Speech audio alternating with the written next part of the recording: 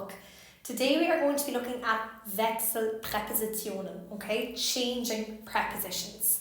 And by the end of this lesson, you should be able to identify the changing prepositions, to understand when we use the dative and accusative case with each of these prepositions, and to use the correct cases and articles with these prepositions as well. Okay, so we've looked at a few groups of prepositions. So far we've had a group of prepositions that require the accusative case, and we had a group of prepositions that require the dative case. There is also a group of prepositions called changing prepositions that may take the dative or accusative case. So these prepositions can take both cases, okay? Not just dative, not just accusative. They may take the dative or accusative case, okay? So how we know which case it takes will depend on the verb, okay? And it will depend on whether there is movement or not in the sentence. That is the key thing, okay? So if we see or use these prepositions, you will either need your dative case or your accusative case.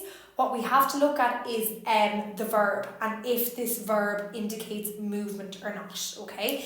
If there is movement to or from a place, we will use our accusative case. If there is no movement, if we are stationary, we use our dative case. So dative rest and accusative movement is what you need to think of here. That's another name for these prepositions, the dative rest and accusative movement prepositions, okay? So first of all, the prepositions are in, an, auf, neben, hinter, unter, über, vor und zwischen, okay? So they're the prepositions, first of all.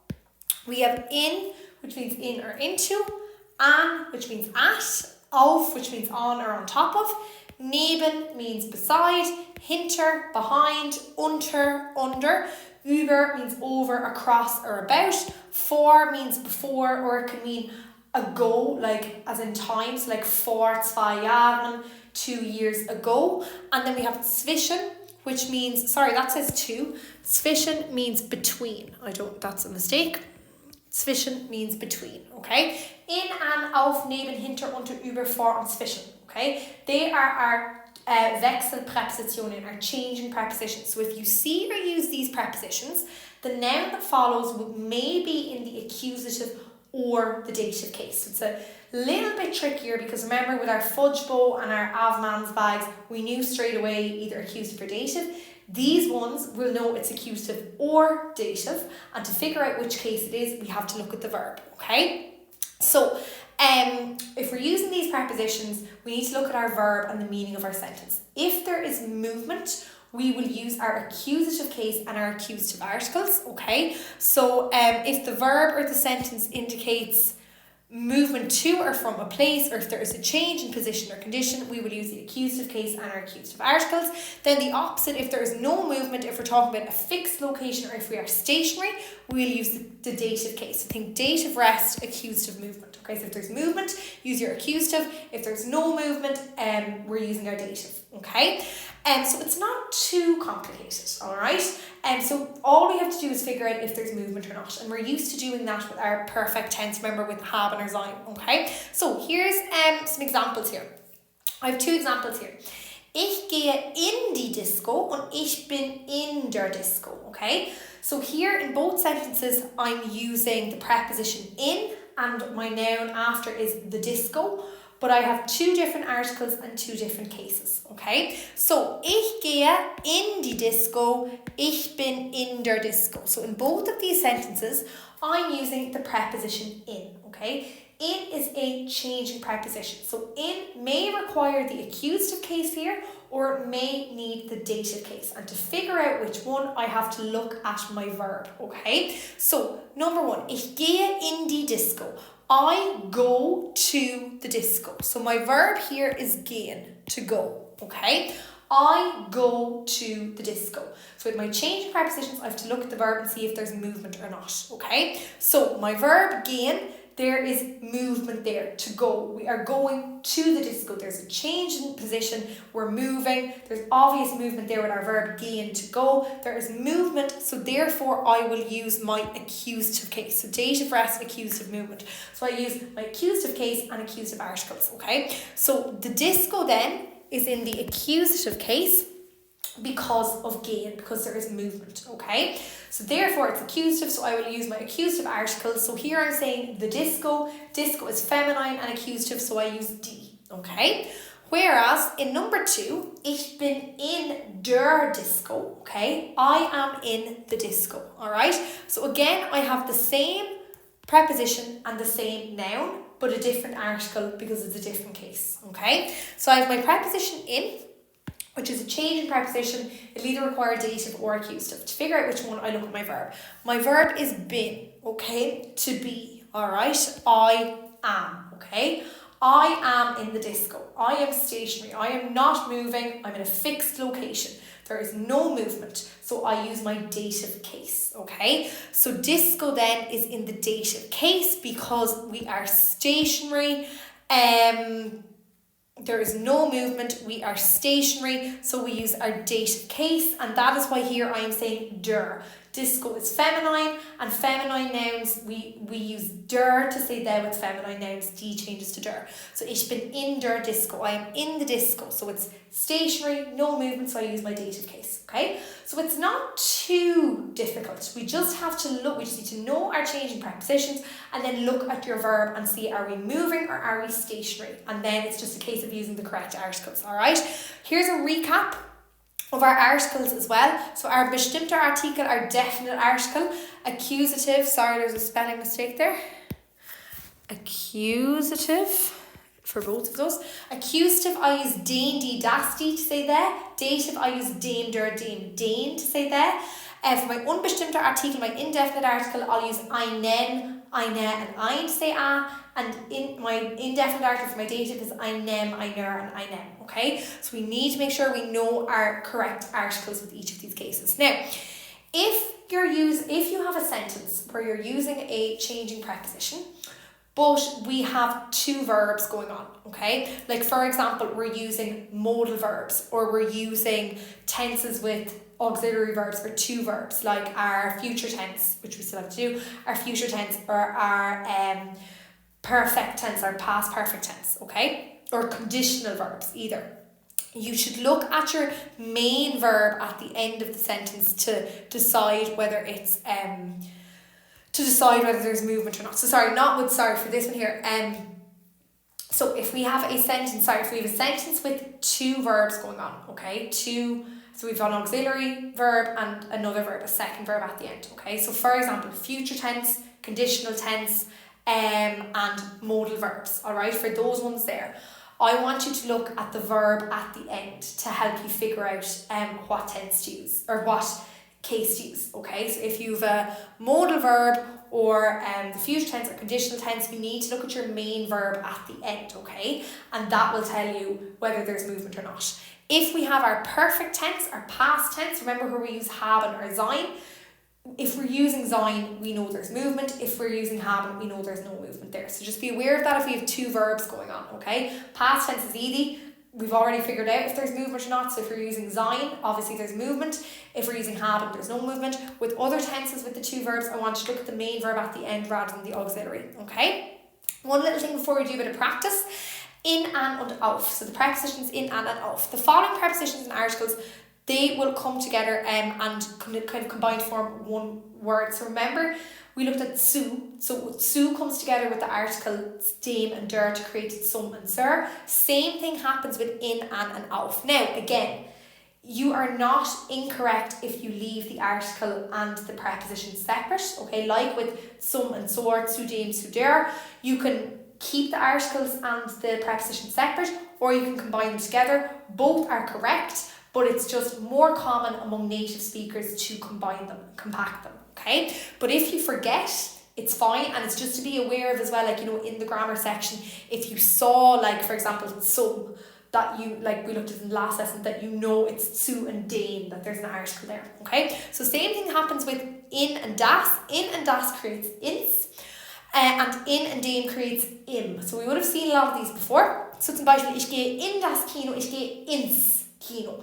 So we've seen that for ages now. Ich gehe ins Kino. So that's in and das stuck together. You can say in das Kino or ins Kino. Both are correct. Same thing with in and dem. It creates im. Du bist in dem Park. You are in the park. Du bist im Park. Okay? In dem and im, both are correct. Im is just compact, okay?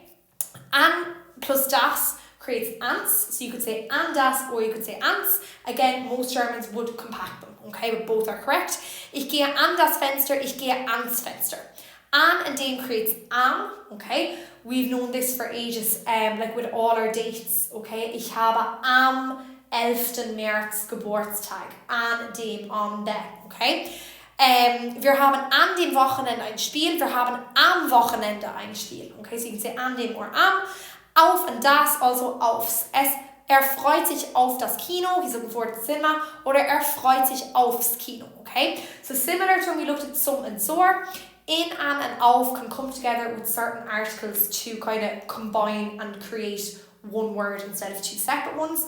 Both versions are correct. It's just more common and more kind of native, I suppose, to combine them.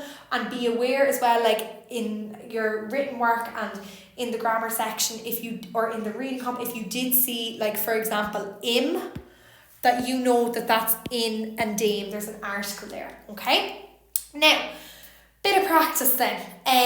We are going to fill in the correct articles following some changing prepositions. So in, an, auf, neben, hinter, unter, über, fort, zwischen. Changing prepositions, they will either take the dative or the accusative case. Dative, rest, accusative, movement. We need to look at the verb and figure out if there's movement or if our verb is stationary, and then we know which tense to use, okay? So there's 10 here, we might do 5 of these, okay? And then I'm going to show you as well how this can come up on the grammar section, alright?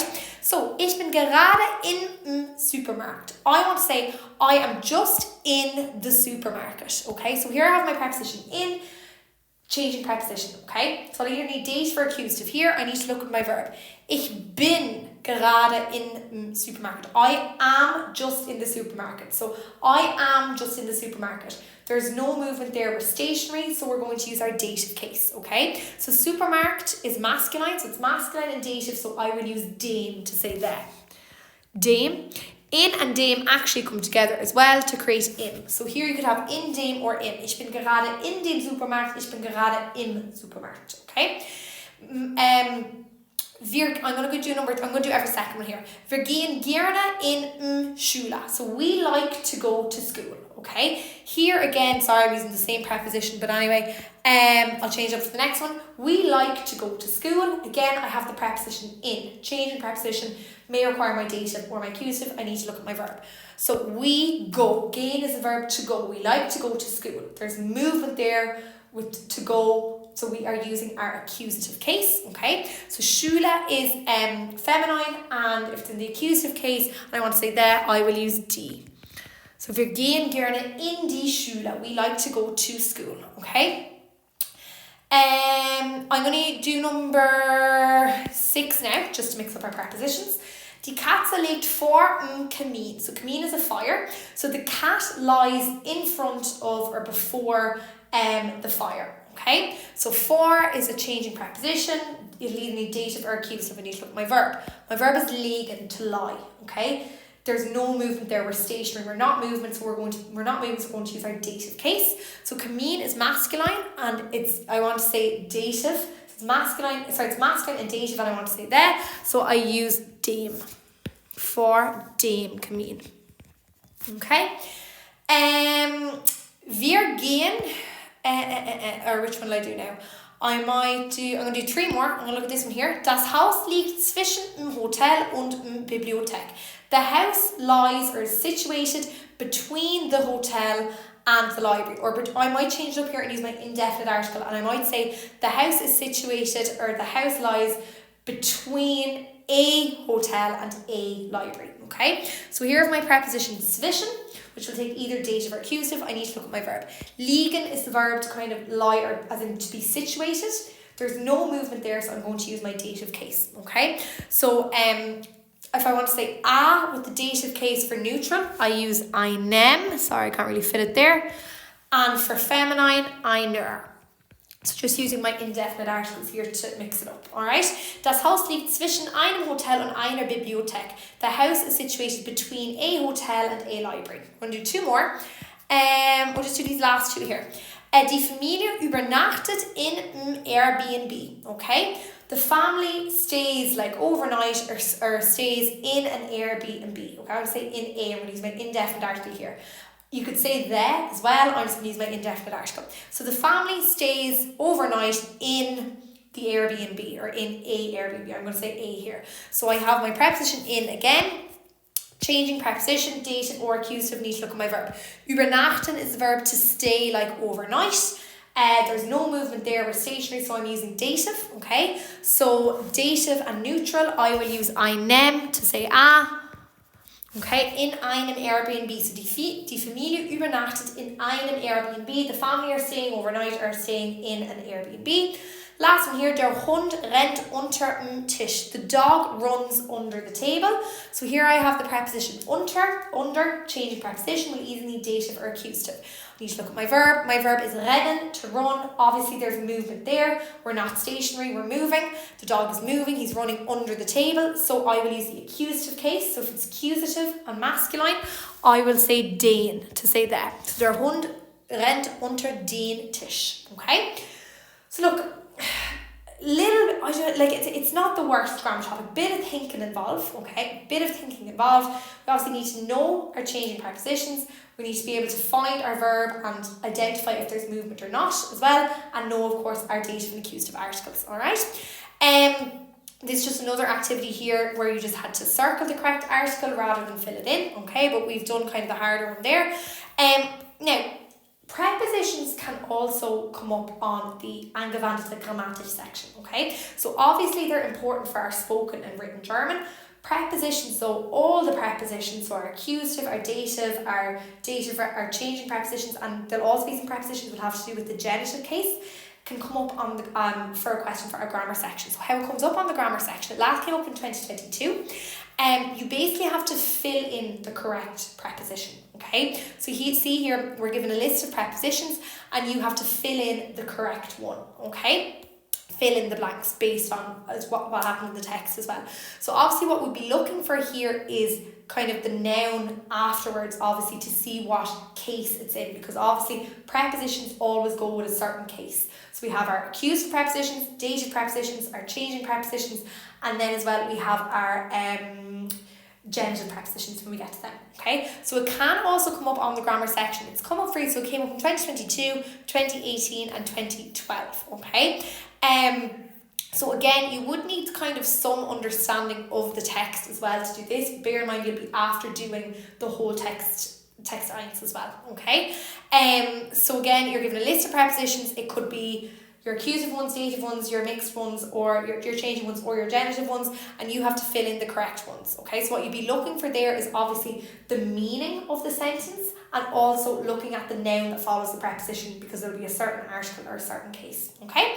Das war's für heute. Hoffentlich hat das geholfen und wir sehen uns im nächsten Unterricht.